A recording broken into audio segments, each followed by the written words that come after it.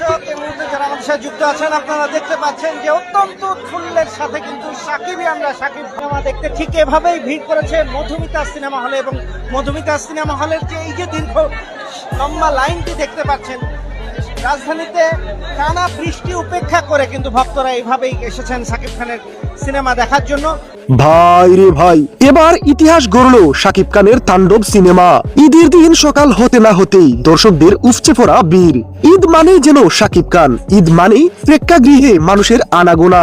প্রতি বছর ঈদে নিয়ম করে মুক্তি পায় ঢাকাই সিনেমার সুপারস্টার শাকিব খানের সিনেমা। এবার ঈদেও তার ব্যতিক্রম নয়। আজ ঈদের দিনে মুক্তি পেল রায়হান রাফি পরিচালিত এবং শাকিব খান অভিনীত সিনেমা তাণ্ডব। সিনেমাটির আইটেম গান প্রকাশের পর থেকেই দর্শকও অধীর আগ্রহ নিয়ে এতদিন অপেক্ষায় ছিল।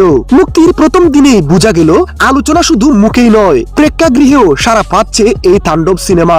তাই সকাল থেকে এই সিনেমাটি দেখতে উৎসুক জনতার ভিড়। দর্শক আপনারা দেখতে পাচ্ছেন যে টিকিট প্রত্যাশীদের কি পরিমাণে পুরোপুরি হাতে টাকা নিয়ে শুধুমাত্র অপেক্ষায় আছেন যে কখন টিকিট। 132টি সিনেমা হলে মুক্তি পেয়েছে তাণ্ডব। সবকটি সিনেমা হল এখন হাউসফুল, যা দর্শকদের সামাল দিতে পারছে না হল মালিকরা। যদিও তাদের মনে খুশির বন্যা বইছে, কারণ এটি প্রত্যাশার চাইতেও বেশি কিছু ছিল যে সুপারস্টার শাকিব খানের বদৌলতে আজ দর্শকরা হলমুখী হচ্ছে। আমরা যদি একটু উপর থেকে দেখাবার চেষ্টা করি যে কি পরিমাণে রীতিমতো মানে কিছুক্ষণ পর পর কোন্দল শুরু হয়ে যাচ্ছে টিকিট না পেয়ে দর্শকদের মধ্যে।